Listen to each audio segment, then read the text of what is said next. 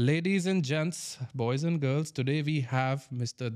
Dariush Soudi, who in the vertical of sales and marketing is an absolute legend, a myth. So I thought let's get him on board and let's see what he has to say about this vertical in which a lot of people tend to struggle, a lot of people thrive. All about this, right? No, it isn't. Let's hear. Mr. Dariush, how's it going? Thank you so much. When you called me a legend, I was like, not a dead guy, is he? He's like, like Hall of Fame legend, existing, working. Yes. Legend. An existing one who, by the looks of it, wants to contribute and give to the society from, For my sins. Yes, come on, from your sins. All right. Well, it's quite an interesting. So I looked you up. And your story is quite interesting, my man. I mean, but I want to, I don't want to get into my perspective of it. First, I want to listen everything that you have to say. So how about we hear directly from you? I am a long-living legend. So when do you want to start? From birth? Because I'll be here like 3 hours. I know. We'll stretch it to that. Born in Iran. Entrepreneur father. Died aged 29, 30. I was 3.5 years old. Then I was taken care of. My sister, my mum, and myself were taken care of by my granddad. And then 3.5, 4 years later, he died. So something that maybe is a blessing or something awful, a curse, is that I witnessed lots of deaths in my family very early. Sure. Yeah. And so from the age of 7, I became very aware of time. So something that's really helped me, blessed me, is that I don't waste time. And I think in business and sales, it's always make sure that you have some urgency.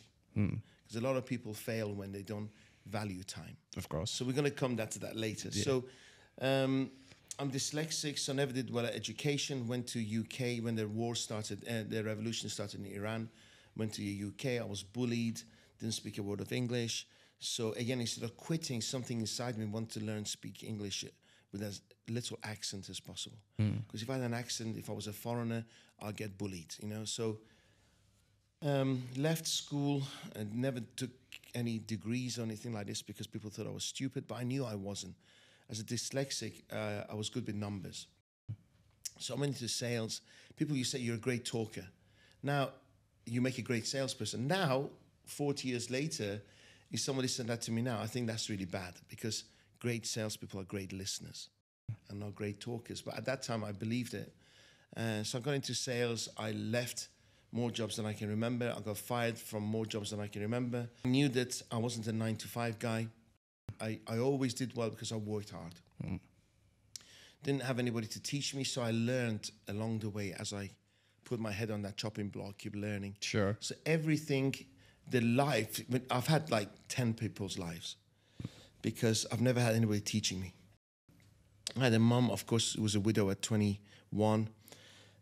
She lived in fear. She was cautious, didn't want to take risks. And I actually, it repulsed me to think to have a life of constantly being scared, worried, concerns. So I've always taken massive risk. Something to show mom that you can take risks. You can have a spontaneous life. You can have a wow life. You don't have to be constantly in fear all the time. Do you have any brothers or sisters? One sister. Okay. So she's 4 years younger than me. So I took the entrepreneurial route. I did quite well. I got quite a bit of fame in England. How old were you at this point in time? I always made money. I would say in my mid-20s onwards, but became very wealthy in my late 30s. Okay. Tune of 100 million pounds. So 600 staff worked for us. We had health clubs, distribution, cosmetic business. We had a marketing company. And then I got into a program on TV called That's Rich. It was a fly-on-the-wall documentary for 6 weeks. And then somebody saw this, got jealous. They attacked me at house, and my house at knife point. And my ex-wife at the time lived in Dubai, so I feared their health and safety of my children. Right. So I sent them to Dubai. And a few weeks later, I had a heart attack. So the whole thing, just within 9 months, everything collapsed and I lost everything. But then I decided to come to Dubai, and after I was leveraged, the taxman came after me. I got gazumped by the buyers of my businesses. I came here with around $750 in my pocket. So if you imagine a year before, there was a fly in the wall documentary about I used to walk into showrooms and buy Ferraris and stuff in my credit card. Yeah. I came here with $750 in my pocket. No. Age 44, 3 kids, new wife, and I built it all again. Wait, hold on a second. This is a lot of information. A lot, and I haven't even touched the tip of the iceberg. Yeah. So let me ask you. Okay, let's get to the last bit. Like you said, now you came into Dubai with what, 750? Yeah, 2009. 2009. Yeah, and that's like when the market was. I think it was the worst time, right? Dubai's history. So everybody, again, you see, with pessimists and naysayers, there's never a good time, or perfectionists. There's never a good time. Now, think about this. If you're a sales consultant, you're not going to do well if everybody's making money. Yeah. Right? So it was a perfect time for me. Yeah. Suddenly, people's phones, if people are pouring into Dubai, giving you money, you don't have to have much skills to make money. Sure, yeah. I remember there was real estate agents showing me around, and the price of the apartment was going up as they're showing me around the apartment. And they didn't speak English. Oh. It was like they had 2 phones, and make a deal now, or and it was genuine. And suddenly, overnight, after Ramadan, 2009, phones stopped ringing. So it was perfect for me. So I'll go in and say, what's unique about you? They didn't know. What sets you apart from in the marketplace? They didn't know. So I called my company Be Unique. So and then we started the Be Unique group, and it did really well. But hold on. Sure. When you come to I call this place the true land of opportunities in my eyes. Yes. And I've been raised here, I've been born here, fully bred here. Sure. So this is Blessed. my home. Yeah, blessed, very blessed. So this is my home. But at a time like that, with no money in your bank account, you come into a place with a beautiful landscape and tall buildings, which is just crashed, right? The market's just crashed at that point of time. What's your mindset like? I mean, can I swear on this? After the 20-minute mark. Okay, I'll about a censored one. Poo. It was literally poo. I was like, what the hell's going on in my life? But I knew if I worked, because working this hard. Is after your heart attack. I'm sorry to cut you. After my heart attack. When I arrived here, for 1 week, I just slept. I was just exhausted, mentally, physically, spiritually, everything. And but I lived in a maid's room, and my maid's room was on the palm. Okay. Because I knew that I need to hang around wealth.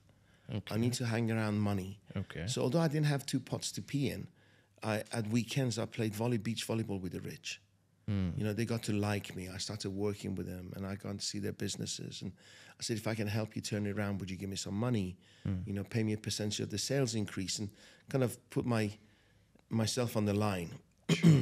I'm waiting for the 20-minute deadline before I start to. So I put my toes on the line. Sure. And he served me well. Yeah. But you know what? I worked damn hard. Within 6 months, I was fully booked. I had 2-3 clients a day, fully booked. And then I had my goals written down. I had cards everywhere reminding me that this soon shall pass. And don't focus on what you have now, which is very bad. Focus on what you will have if you work 1 inch at a time every single day. Sure. So it was tough. It was tough. I remember my client paying me 4,000 dirhams, and I used to take a picture of the cash and send it to my son who was at school. And we used to celebrate that we had money for a month, Yeah. Now I have 4,000 dirham meals. Yeah. It's crazy. So that's a very good way to look at it, because I personally know a lot of people. I mean, I don't want to say that. But when times are hard, it is very difficult to cope up with the bills, the reality of not having that X amount in your bank account, And the thing is, I'm more fired up when I don't have anything. I get lethargic and lazy when I have everything, because comfort is your worst enemy, right? Because there's no growth in comfort. So whenever I have money, I spend it. I invest it. Sure. So I make sure I'm always on a threshold of broke, because I'm always stepping outside my comfort zone. I'm always pushing myself. But the moment I have money, I relax. Are you a goal-oriented person? I think you have to be if you want to, because you know what? as human beings go, we're creatures of nature, right? If your tree, your flower doesn't grow, your animals don't grow, they die. Sure. So if we don't grow, as human beings go, we're dying because the world is growing around us. So you need to at least grow with your surroundings. Sure. If not, you're shrinking. Right. So you have to be goal-oriented. It's goals that drive you. And goals are something that, I'll tell you, I think the biggest driving force of a human being is not just the goals. It's the fear as well. Goals is a positive thing, okay? And if you think, oh, well, if I don't achieve my goals, I'm still okay, right? But if you imagine, if you think, if I don't achieve my goals, in 10 years, I'm going to be exactly where I am today. Today, exactly. That's frightening. Yeah. Okay? Yeah. So what I say is always have something that pushes you away, which is a fear of losing, and also a goal that pulls you towards it. So you have double impact. That's why people with goals, majority of them don't do anything. Yeah. Because they don't have a fear of losing anything. Sure. Yeah. That's You and me, yeah, they're comfortable. Yeah. That's a very nice way to look So at it. if you had a gym, what I would say to you, instead of showing six packs all the time, and 75% of people who join a gym in January don't go in April, Sure. but they pay every month, right? Because somebody like you and I, who don't have six packs anymore, right? We think, oh, it's too easy to sit here and I'm too tired to go now. But if they said you can get obesity, you could die, you could do this, you could do that, and you can have a six pack, it's a bit of a motivator, right? You can have diabetes, this, and then I'm thinking, hang on a second, I don't want to be borderline diabetes. I want to lose weight and I want to get that six pack. Sure, right? yeah. So I think more people will go to the gym if gyms focus on all the pain of being obese or fat, not having a six pack. Wow, that's a first. That's a good way to look at it, my friend. No, I used to own gyms. So my poo works. Right, I got you. Right, now you mentioned another thing which I just mentioned to someone a few days back or a few weeks back. Now you said when you're going through the rough phase in your life, it was important for you to be around wealthy people. And Really, I tell you why I ask about this, because this is what I had said. I mean, this is what I had told someone who came up to me for some advice. I said, keep the people around you who you think will lift you up, or you'd probably learn from something, you know? So that's how it's not that's about what I asked wealth. It's not about wealth. It could be, you see, there's not one single person, even Elon Musk, I don't admire him on everything he does, right? When it comes to marketing, Richard Branson, yes. Yes. Solving big problems, Elon Musk, yes. Massive operation, distributions, and huge risks, Amazon. So all these people inspire me in different ways. But here's the thing, maybe it comes across as arrogant, but I was dealing with people in my peer group at the time, okay? And they would say to me, come and meet this guy, come and meet this, come and network with us, come and socialize with us. And I'll say no, because I felt very quickly I'll bypass them, right? So I chose my peer group very carefully. Okay, because I'd rather be alone, watch a YouTube of an Elon Musk interview, than network with some losers who are. And the funny thing is, 15 years on, they're still networking in the same groups. Yeah. And they don't want to see me now, because to them, I far bypassed, and I have financially. Sure. And I'm thinking, thank God, because that would have been my net worth. Your net worth is your net worth, Of right? course. So in a way, you have to have your self-worth and value and make sure what can you get out of them, not necessarily financially. Sure. Advice, energy, Exactly. optimism. The way they speak, the way the rich speak is different to the way the poor speak. Yeah. I get Optimism, pessimism. yeah. Yeah. They've got a positive way. I mean, generally, successful people have a positive way or a nag to get out of situations where they are probably stuck for a while, or they're good with solving problems, I would say. The bigger the problem you solve, the wealthier you get. You get, right. No, very nice. So look forward to problems. Yeah. Because if you're not solving problems, you're not growing. Right. So my son works with me. I said, stop complaining. Wake up every morning thinking, I hope I get loads of problems. Because if people are coming to you to sort it out, you're probably earning more money than they are. Yeah, right. I got you. I panic. Now it's kicking in. Now my children are at a stage where they're growing up. They're small. Yeah, they but could be banging things, falling things, yeah. So I... Never stops, my friend. I have a 30-year-old. I'm still the same. Yeah. You worry whatever happens. Good. Could we bring this in a bit? Anything. You wish. Right. So you've got what, 3 children? I've got 4 kids. 4 I've got kids. 29, 28, 15, and 9. 9. Now you 3 saw boys me. and a girl. Yeah, wonderful. Congrats with that. I'm sure they're all grown up. You don't look that old though. I'm Not at all. 57. You do not look it, Thank man. you. Honest to God. Honest to God. Hand 2 on my heart heart. attacks, Yeah. loads of health issues. And you know what? Because I'm always smiling. You know what? If you live in gratitude, yes, you'll never complain about anything. So I'm always living in gratitude, especially when you've always had like 2 almost near death.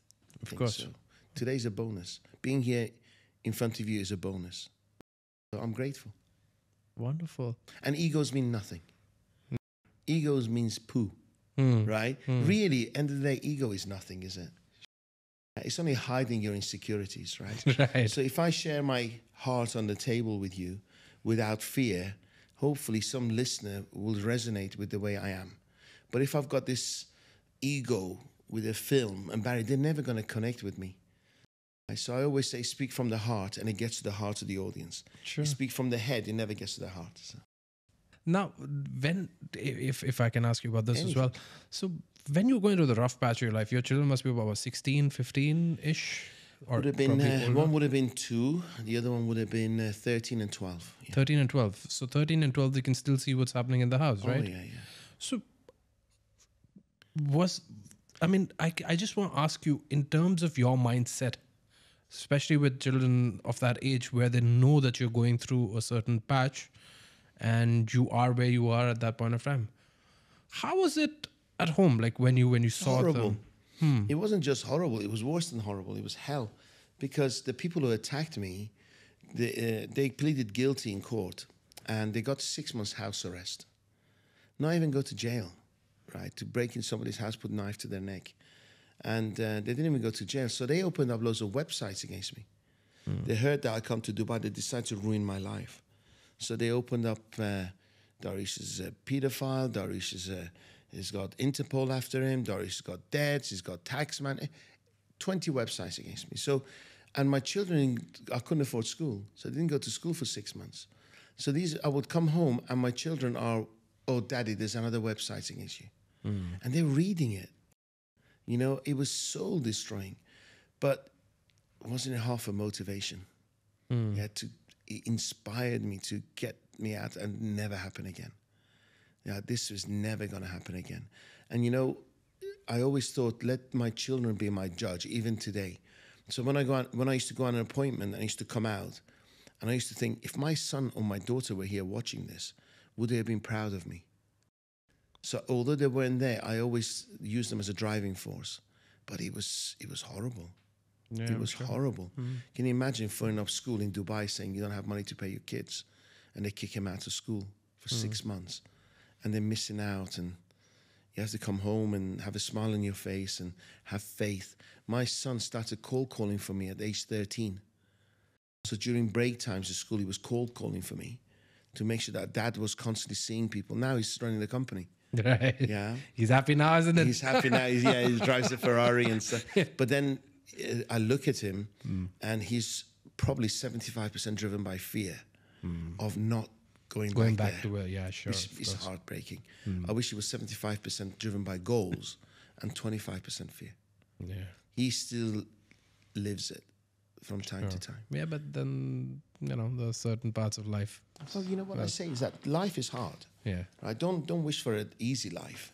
Wish for a hard life, yes? But then wish for the strength to overcome them. So what I say is never forget how bad it was, but don't live there. Live there, exactly, precisely. Don't feel the emotion stuff. It's easier said than done. Yesterday I was coming back from England. I was tired, and the business class was noisy. This kid crying all the time, and I just want to say I want to upgrade to first, right? And then an hour and a half before, I was having a shower on the plane. I was like, this is the guy who couldn't afford a coffee. 12, 13 years ago, couldn't afford a coffee. Now he's having a shower on the plane. And suddenly life becomes incredible.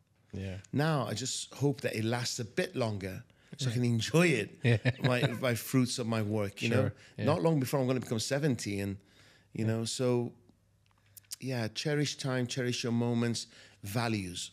Also live by your values. So when I was looking at my peer group, going back to your peer group, I was looking at their values. There was lots of people who were super rich, but they didn't have a good life. They weren't clean.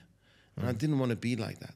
Sure. So I chose to be with people that inspire me, not just about money, about their values as well.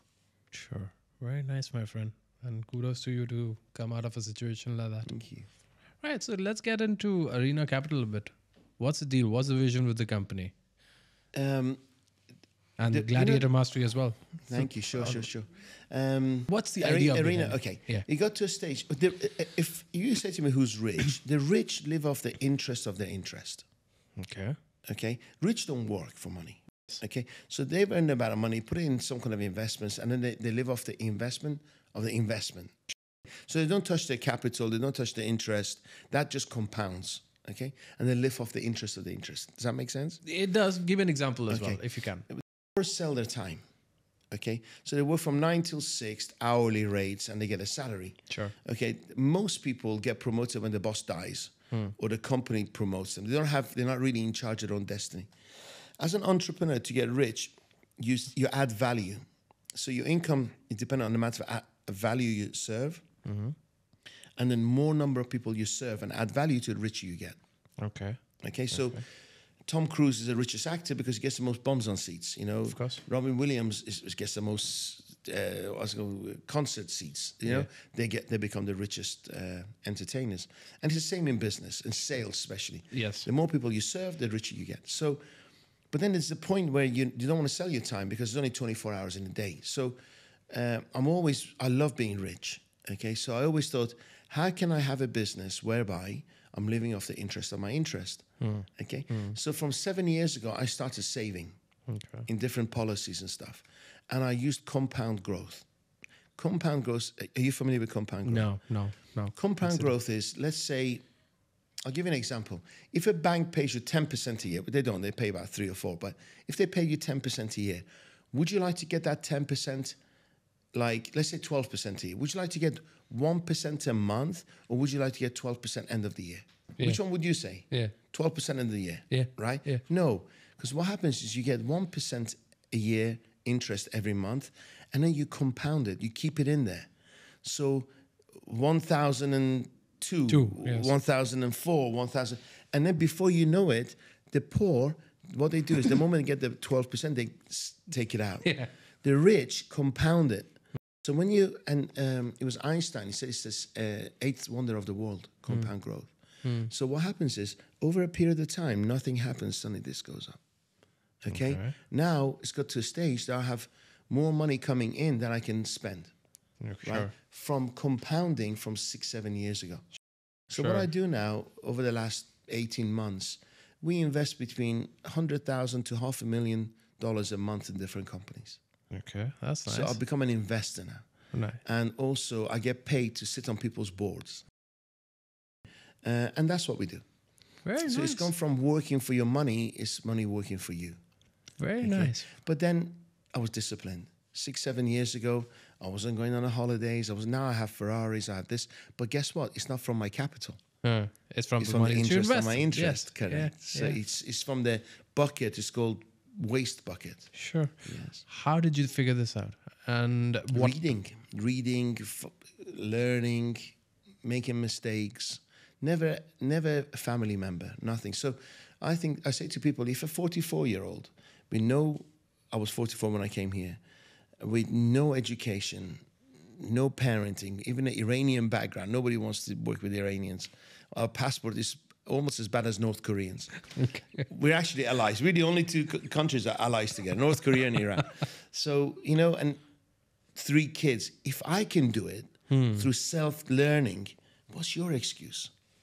And it's just constant wanting to learn, constant wanting to grow, never being jealous. Sure. I can't understand haters, because in England, if you have a Ferrari, they key it. Okay. You have to put your car somewhere where somebody doesn't key it. Yes. Okay. They scratch it because they're envious. You come to Dubai, people take pictures. Yeah. You get inspired here by somebody who's got wealth. Right. It's just different mindset. So to me, it's always, thank God, although we were poor, my mum always said, why not? Look at those rich. What are they doing that we're not? Why we get on the plane, we turn right, they turn left. Yes. Right? So all the questions, the quality of your life depends on the quality of questions you ask yourselves. So I'm very aware of my internal dialogue. Good or bad, of course, by no means I'm perfect. Sure. But I'm aware. When that dialogue finishes, I think, oh, that was a bit negative. That was a bit self-destructive or, yeah. So constantly reflecting. Nice. So say if someone's listening to you right now and who wants to probably, you know, take the same route as you have. Don't. Why? I'm just kidding. It's like marriage. Don't. And I seriously, I was like, why? No. I tell you what, most people shouldn't take it. Okay? Because they don't realize the amount of headache and risk. You see, when you take risks, massive risks, the quality of your life suffers. Yes. And people worry and panic. Yeah. Most people worry and panic, which doesn't serve you, right? So if you're prepared to take risks and not lose sleep, do it. But if you're a worrying kind, if you're a panicking kind, don't do it. Because it could lead to a heart attack, health issues, marital issues, stress levels. Sure. Okay. That's a very, very fair advice. That's a very fair From a advice. legend. Yeah, from a living, legend. working living legend. Nice, man. I see you've got a very positive mindset. Another thing now, which is very close to me, because I started off my career that way, is sales and marketing. How do you differentiate sales from marketing? Now, consider me a noob. I don't. Right? I don't. Okay. Branding is different. Sure. Okay. A branding is like when somebody sees your logo, how do they feel about it? That's branding. Right. Marketing is how can I, through my advertising, drive traffic into sales, into dollars. So marketing is very closely linked to sales. When I get marketeers come to my office, I always say, okay, then you want me to spend this amount. How much am I going to earn? What's my return on investment? And they can't. They can't tell me. My digital company does extremely well because we sit down with our clients and we don't talk about click rates. That means nothing. Sure. You can spend $100,000 and get 10 million clicks, but if your sales are zero, it doesn't mean anything. Yes. And that's where digital agencies fail. So what we do is we actually do mystery shoppers to our clients. We actually teach them how to sell because the loop has got to close, right? Yes. You can't get the phone ringing and nobody answers, or someone with a bad attitude answers who can't overcome objections. Like, for instance, I'm selling a car. Sure. Okay. The other day, somebody phones up and says, "What's the best deal you'll give on your car?" So my PA sends me a message. What's the best deal? What do you think I said? Because most people will say, well, I'll take 1,200,000 dirhams, right? Yeah. I said, okay, what's the best offer you're going to give? Right. So what I say is, as long as you're asking the questions, you're in power. The moment you're justifying, they're in power, right? So first thing it was a good link because I think great salespeople got great energy. I think somewhere along the way, when people sit in front of me, most people will think, I don't know what it is. I want him in my life. I like his energy. Yeah. So then they start justifying how they can work with me. Yeah.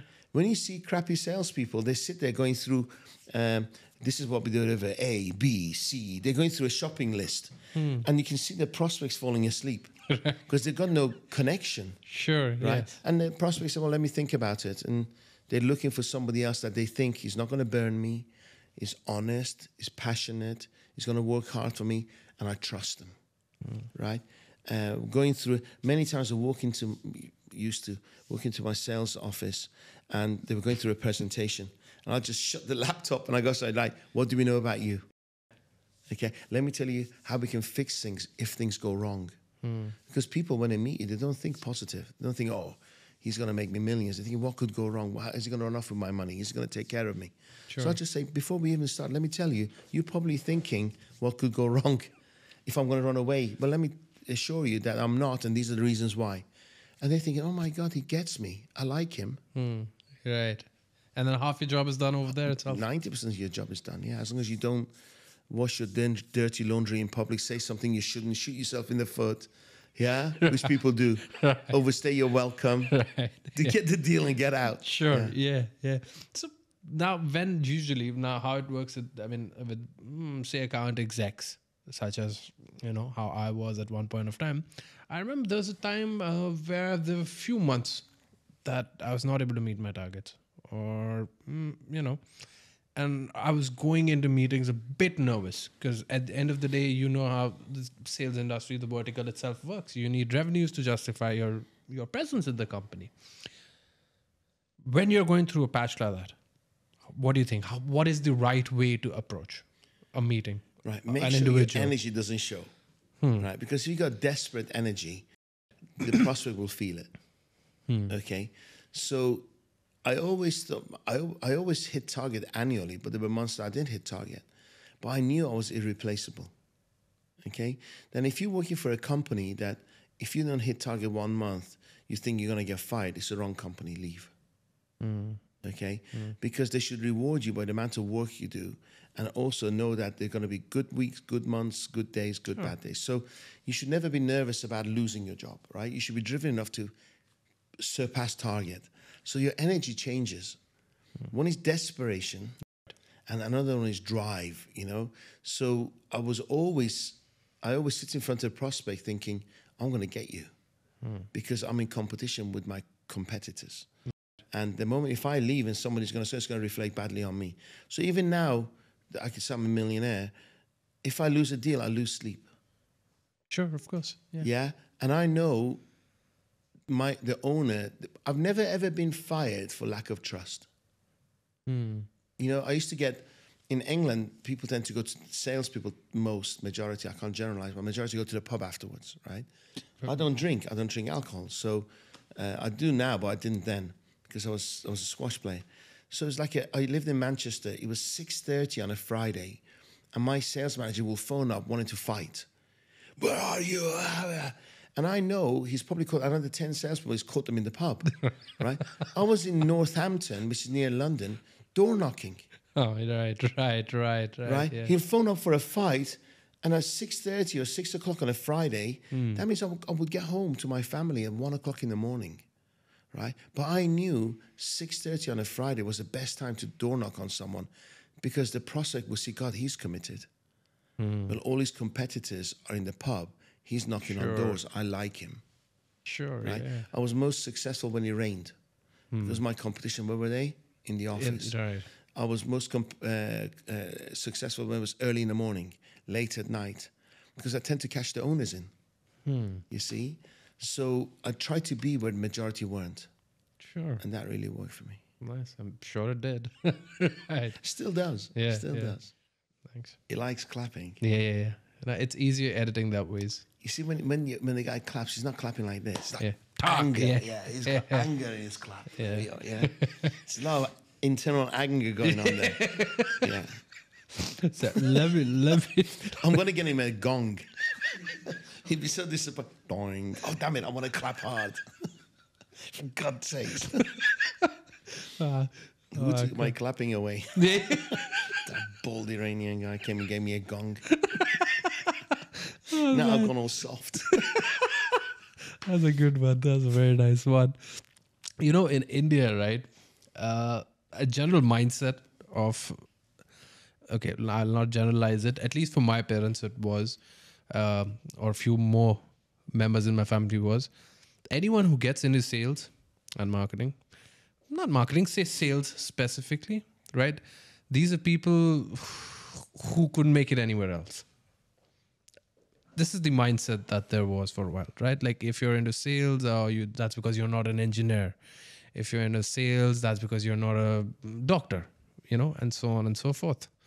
I never looked at it that way. Because when I looked around in Dubai, after I had finished my high school and everything, the amount of money at that point of time, the people in sales were making, it was, I can't even begin to tell you. And I was like, I want that. What's wrong in selling something? I solely got into this vertical of selling, just because there was so much money in it, to be honest with you, right? But when I got in, I was like, what the hell?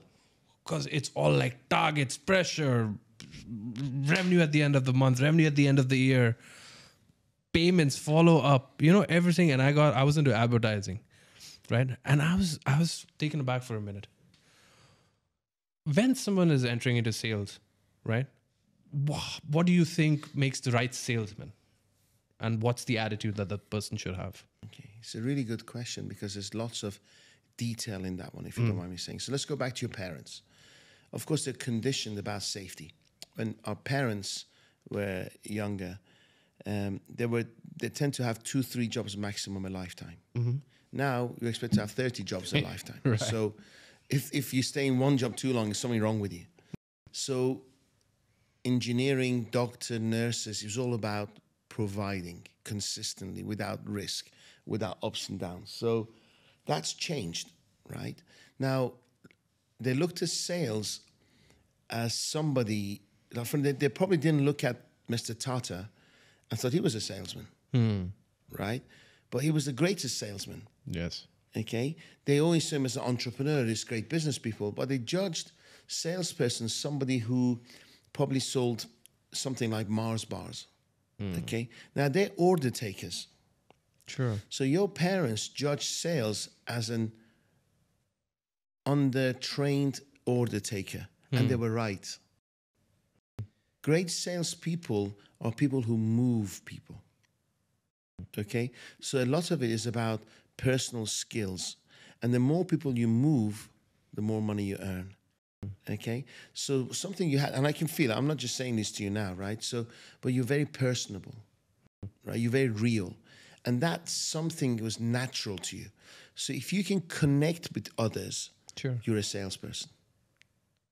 If you can move them, you're a great salesperson. If you can close them, you're a great rich salesperson, right? Because a lot of people move, but they can't close. Right. Okay? Yeah. So targets are really good because without a target, if you can't measure it, you can't manage it. But if you live in constant fear of being fired, it's a wrong company. But when you're young, you need companies like that, so you can value better companies, right? If you walked into a great company like ours or mine or yours, they might even take it for granted, thinking every company is like that. Okay, where they train you. It's amazing how many salespeople I see, especially in the real estate business. They just give them the phone and say, "Off you go." Right. Yes, I've seen that. Have they trained you how to close a deal, answer the phone, and just give me leads? And the company doesn't value the lead they give you. Just prepared you to learn your trade with their hot leads. They've done no role plays with you that cost nothing. No, they give me leads, they call them. Yeah. How badly run they are. Yeah. So after, say, you've grown in a company, right? From a account executive, now you are the manager who's training the. May I stop you there? Sure. Okay. What does an account executive do? He handles accounts. Sales.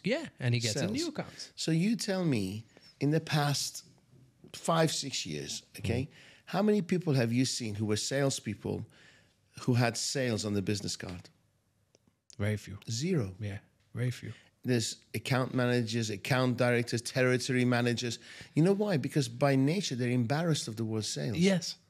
Right? Yes. You know what my card says, my first card? Sales. Yeah. Sales. Because let's not beat around the bush. I'm not going to talk about your habits and hobbies and kids and fishing and so I can somehow stealth you with a deal. No, I'm here to do a deal with you. But if we don't get on, we're not going to do business. Would that be okay with you? Yeah, I got you. Are you with me? Yeah. And I've never ever sold anything to someone who doesn't want to buy from me. Buy from you, yes. Yes. This is my next question. How difficult is it to sell someone who's just not interested? And should you prolong your... If you're not interested in the other person, you'll never know. So what happens, most salespeople that go wrong is that they ask 1 or 2 questions and they go into their pitch. And they'll never know if the other person was telling the truth or not. Sure. So they get fobbed off. So thank you so much. I'll let you know. Oh, thank you. And they leave. And they'll never know, right? I say, I don't even get into the pitch unless I ask 20 questions. If I really push someone in a training course, the most they can ask is 7 questions. So they don't have the genuine childlike interest in the other person, right? If you keep asking questions, you really get to the bottom of their pain. And then you can value the pain, right? For instance, so if that lack of productivity is costing you $1,000 a day, and my solution is costing you $500 a day, do you want to waste another day thinking about it? Of course not. Yeah. You with me? Yeah. But people don't even find the pain. They can't quantify it. They just go into the pitch. Right. Right? Yeah. And I love that because I go in and close the deal. We had a lead come in on Friday. Today's Monday. And again, I was in England. And the lead comes in and our secretary phoned them up to follow up. And the lady said, well, I'm just shopping. I'm just shopping. A friend of mine recommended. Recommendations are the best. Yeah, of leads, course. by the way. Yes. But even then her answer was, well, I don't have a budget. I'm just shopping. And the secretary said, what do I say? I said, wait till we come back, right? So we phoned back and I said, my son, actually, I trained my son on the way here. I said, this is what you say. And he phoned up and said, hey, listen, whilst you're shopping, I asked one thing. Let us be the last person you see. Speak to right. Okay? And she says, why? I said, because then we can actually deal with any questions you have and we can ask for the business at the end of the deal. But if you're seeing 10 other people, we can't ask for the business and I can't overcome all your challenges. And then she came back and said, no, I've decided I want to go ahead with you. And as simple as that. Let's meet so I can justify why I want to go ahead with you. I'm like, you with me? Yes, yeah. So it has to come from a point of certainty and not desperation. Right. Right? Because we genuinely know we add value.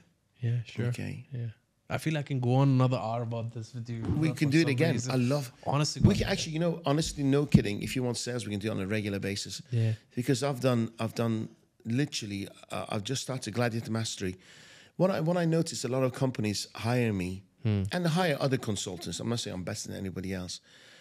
I'll tell you why I'm different in a second. But what I found is that if you imagine you're a corporate company and you want to train your salespeople, you got to shut the company down for a number of hours. Most of the salespeople don't want to be there because they want to be selling. They don't want to be learning. So a sales trainer comes, blah, blah, blah. They get all excited. And that excitement lasts for about a day. Next day, they fall back into what they've always done. Exactly. So training is repetition. To change a habit is through repetition. Sure. Okay? And you can't change somebody who's been doing the same thing for the last 15 years to after 2 hours of training change. Okay? So most companies don't invest in repetition training. That's one. Second, the salespeople don't want to be there.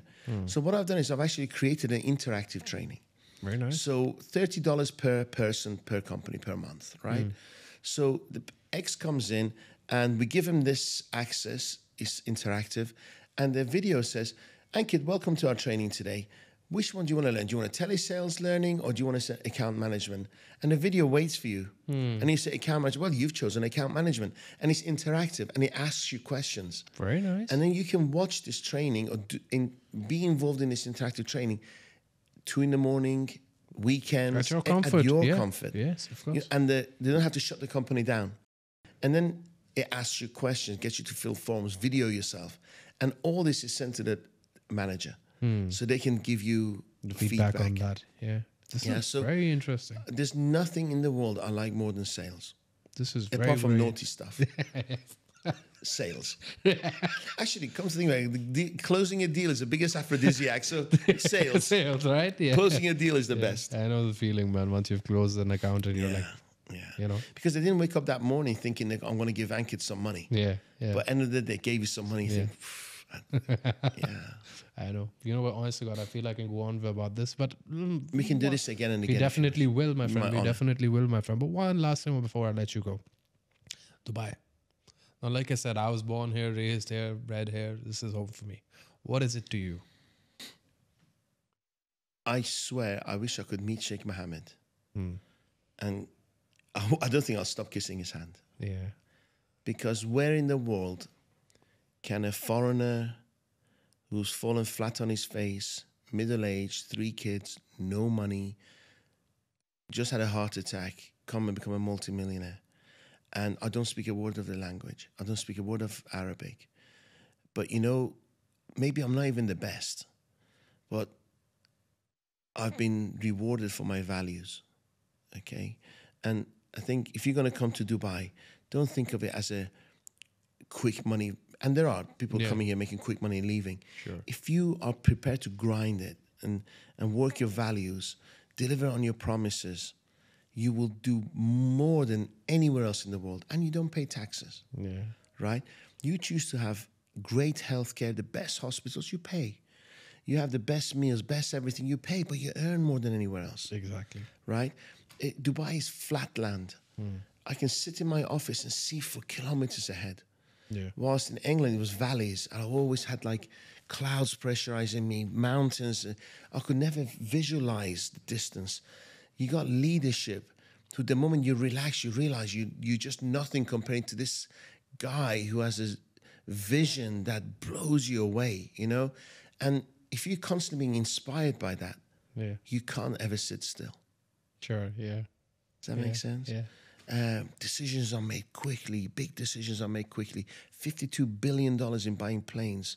You know, he places the biggest order for aeroplanes. What message is that leadership sending you? Yeah. That he has hope. And when 2009 hit, he said it's just a blip. It'll go past. People around him were going bankrupt, but nobody will dare go to him because he had this vision that this soon shall pass. And he was right. I met somebody who met the ruler of the country about building the Palm. And he said to me, when we sat with His Highness, we said, the problem is, because don't give me that. Always come to with solutions. Yes. That is a mindset of the leader of the country. And we are blessed. 100%. Not just here, Saudi just now, Abu Dhabi, you know, collectively, we are blessed to be here. We really are blessed to be here. Yeah. So, you know, it's actually, if you're going to make it anywhere and you're going to do well in London, you're going to do well in New York, you come here, you'll do 10,000 times nicer, better. Yeah. Because people don't come here to find love and spirituality. They come here to trade. Sure. And it's a place, if you're honorable, you're prepared to work hard, deliver on your promises. Right. Okay? You will do amazing well. Like I said, the true land of opportunities. Yeah. Absolutely. My friend, it has been a pleasure to speak with you, and I wish we have more time because my neurons are firing faster than I can think right now, and we definitely do this again. Let's discuss sales. So like I said, thank you for making time for Timeout, and it was lovely to speak to you, my friend. I honor you, Gladiator. Thank you so much. Thank you, my friend. Thanks.